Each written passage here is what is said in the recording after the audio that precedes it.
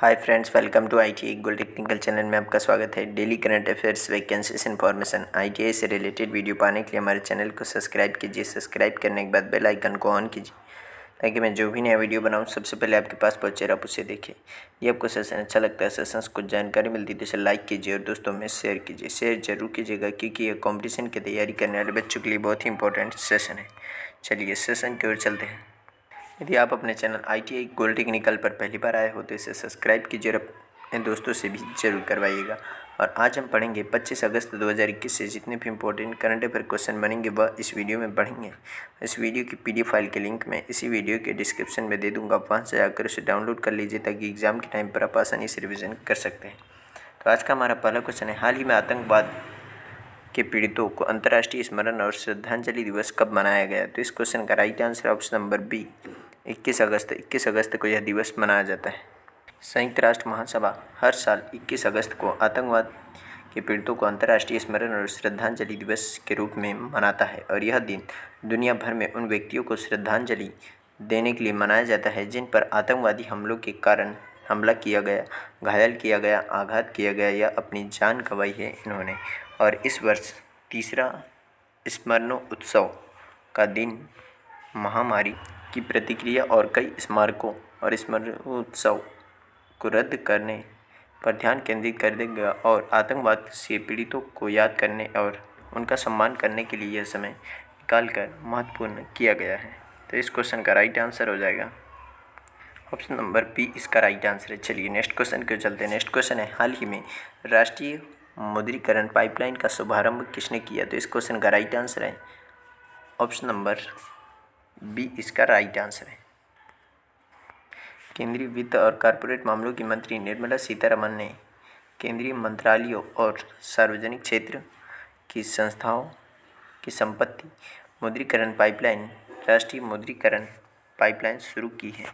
और एसेट मुद्रीकरण का अर्थ है कि सरकार या सार्वजनिक प्राधिकरण के स्वामित्व वाली संपत्ति का एक निजी क्षेत्र की इकाई को अग्रिम या आवधिक विचार के लिए सीमित के अवधि लाइसेंस या पट्टा देना है। प्रेजेंट टाइम पर हमारी केंद्रीय वित्त मंत्री हैं निर्मला सीतारमण जी। तो इस क्वेश्चन का right answer option number B. चलिए नेक्स्ट क्वेश्चन की ओर चलते हैं। नेक्स्ट क्वेश्चन है, हाल ही में पहला स्वदेशी मोटर चालित व्हील चेयर नियोबोल्ट किस IIT ने लॉन्च किया? तो इस क्वेश्चन का right answer option number D, IIT Madras ने लॉन्च किया है। यही है पहला चालित व्हील चेयर नियोबोल्ट जिसे IIT मद्रास ने लॉन्च किया है। और नियोबोल्ट के नाम से भारत का पहला स्वदेशी मोटर चालित व्हील चेयर वाहन विकसित किया है जिसका उपयोग न केवल सड़कों पर बल्कि असमान इलाकों में भी किया जा सकता है। और इसकी अधिकतम गति 25 किलोमीटर प्रति घंटा है। और शोधकर्ताओं ने लोकोमीटर और विकलांग लोगों के लिए काम करने वाले संगठनों, अस्पतालों के साथ बड़े पैमाने पर सहयोग किया और उनके अनुभवों को ध्यान में रखते हुए निरंतर डिजाइन समायोजन करने के लिए इसका निर्माण किया है। और IIT मद्रास ने कहा कि व्हील चेयर उपयोगकर्ताओं के लिए 55,000 रुपये की अनुमानित कीमत पर उपलब्ध हो जाएगी। तो इस क्वेश्चन का राइट आंसर है ऑप्शन नंबर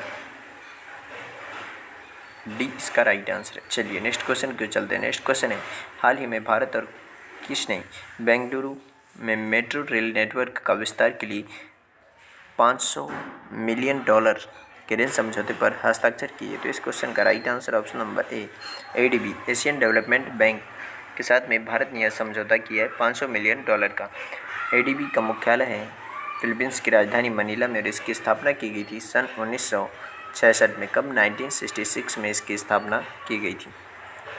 एशियाई विकास बैंक ADB और भारत सरकार ने बेंगलुरु में मेट्रो रेल नेटवर्क के विस्तार के लिए 56 किलोमीटर की लंबाई वाली 2 नई मेट्रो रेल लाइनों के निर्माण के साथ $500 मिलियन के रेल समझौते पर हस्ताक्षर किए। यह परियोजना 30 स्टेशनों के साथ सेंट्रल सिल्क बोर्ड और केम्पेगौड़ा अंतर्राष्ट्रीय हवाई अड्डे के बीच लॉन्च की गई। और ADB के अध्यक्ष हैं मासात्सुगो असाकावा, यहाँ के अध्यक्ष हैं।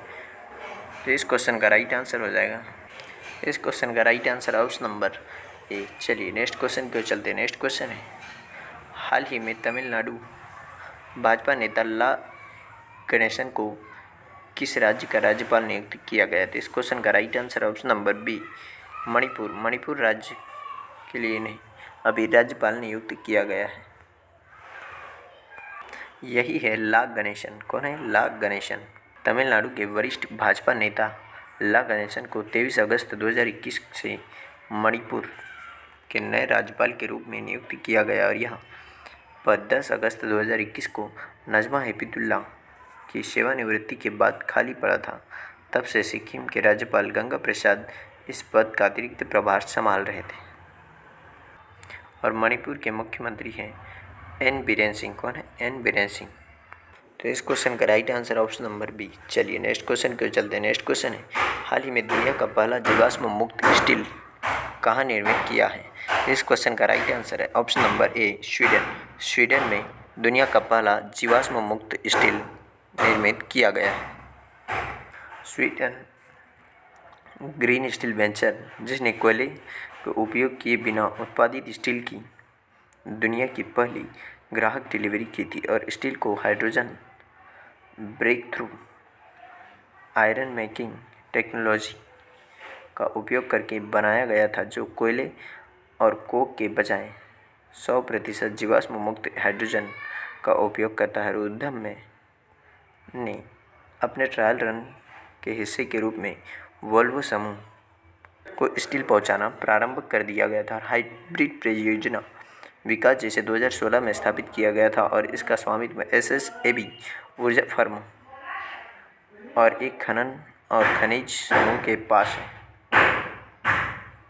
स्वीडन की राजधानी है स्टॉकहोम और स्वीडन की आधिकारिक मुद्रा है क्रोना और यहाँ के वर्तमान प्रधानमंत्री है स्टीफन लफवेन।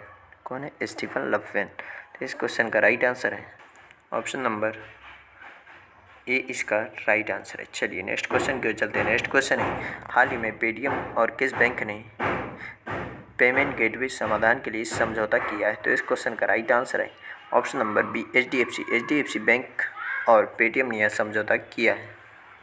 HDFC बैंक और पेटीएम ने payment gateway point of sale मशीनों और क्रेडिट उत्पादों को व्यापक समाधान बनाने के लिए साझेदारी की है और इस पेटीएम पोस्टपेड शामिल है, जो बाय नाउ पे लेटर समाधान इजी EMI फ्लॉक्सी की साझेदारी बाजार में उन्नत स्मार्ट हब समाधान भी प्रदान करेगी। HDFC बैंक ने स्मार्ट हब समाधान एक एकीकृत मंच है जो व्यापारियों को उनकी सभी व्यावसायिक चीज़ें उपलब्ध कराएगा। बात कर लेते हैं HDFC बैंक की। तो HDFC बैंक का मुख्यालय है महाराष्ट्र की राजधानी मुंबई में और इसके MD एंड CEO हैं शशिधर जगदीशन और इसके टैगलाइन है हम आपकी दुनिया को समझते हैं। और पेटीएम का मुख्यालय है नोएडा उत्तर प्रदेश में और इसके संस्थापक और CEO हैं विजय शेखर शर्मा और पेटीएम की स्थापना की गई सन 2009 में। तो इस क्वेश्चन का right answer option number B. चलिए नेक्स्ट क्वेश्चन की ओर चलते हैं। नेक्स्ट क्वेश्चन है, हाल ही में युक्त धारा पोर्टल किसने लॉन्च किया? तो इस क्वेश्चन का राइट आंसर है option number B Jitendra Singh ji ने यह पोर्टल लॉन्च किया युक्त धारा। इस क्वेश्चन का right answer option number B. चलिए, विज्ञान और प्रौद्योगिकी मंत्रालय के केंद्रीय राज्य मंत्री जितेंद्र सिंह ने रिमोट सेंसिंग और GIS आधारित जानकारी का उपयोग करके नई मनरेगा परिसंपत्तियों की योजना को सक्षम करने के लिए भुवन के तहत युक्त धारा नामक एक नया भू स्थानिक योजना पोर्टल लॉन्च किया है और पोर्टल को इसरो और ग्रामीण विकास मंत्रालय के द्वारा संयुक्त रूप से विकसित किया गया है। तो इस क्वेश्चन का right answer option number B. चलिए नेक्स्ट क्वेश्चन की ओर चलते हैं। नेक्स्ट क्वेश्चन है, हाल ही में जायर अल बहर भारत और किस देश के मध्य नौसैनिक अभ्यास हो रहा है? तो इस क्वेश्चन का right answer option number B Qatar और भारत के मध्य जायर अल बहर नौसैनिक अभ्यास हो रहा है। इसका right answer option number B. चलिए नेक्स्ट क्वेश्चन को चलते हैं। नेक्स्ट क्वेश्चन है, हाल ही में OM नंबियार का निधन हुआ, वह कौन थे? वह एक खिलाड़ी थे जिनका भी हाल ही में निधन हो गया है। ऑप्शन नंबर डी इसका राइट आंसर है। प्रसिद्ध एथलीट OM नंबियार जी का भी हाल ही में निधन हुआ है। OM नंबियार वह शख्स है जिसने गांव की एक लड़की PT उषा को एशिया की गोल्डन गर्ल बनाया उनका निधन हो गया और भारत के सबसे प्रसिद्ध कोचों में से एक है। नंबियार ने 1976 में बहुत ही कम उम्र में उषा को देखा और जल्द ही उसे कन्नूर स्पोर्ट्स डिवीज़न में कोचिंग देना शुरू कर दिया और उनके मार्गदर्शन में उषा ने एशियाई स्तर पर पदक जीतना शुरू किया। लेकिन उनका सबसे अच्छा कदम 1984 के लॉस एंजलिस ओलंपिक से पहले धावक को 400 मीटर बाधा दौड़ में बदलना था। तो इस क्वेश्चन का राइट आंसर है ऑप्शन नंबर डी, इसका राइट आंसर है। चलिए आज का सेशन यही समाप्त होता है। यदि आप अपने चैनल ITI गोल्ड टेक्निकल पर पहली बार आए हो तो इसे सब्सक्राइब कीजिए। सब्सक्राइब करने के बाद बेल आइकन को ऑन कीजिए ताकि मैं जो भी नया वीडियो बनाऊँ सबसे पहले आपके पास पहुँचे, आप उसे देखिए। यदि आपको सेशन अच्छा लगता है, सेशन से कुछ जानकारी मिलती है तो इसे लाइक कीजिए और दोस्तों में शेयर कीजिए। Thank you so much watching for my video. मिलते हैं नेक्स्ट सेशन में।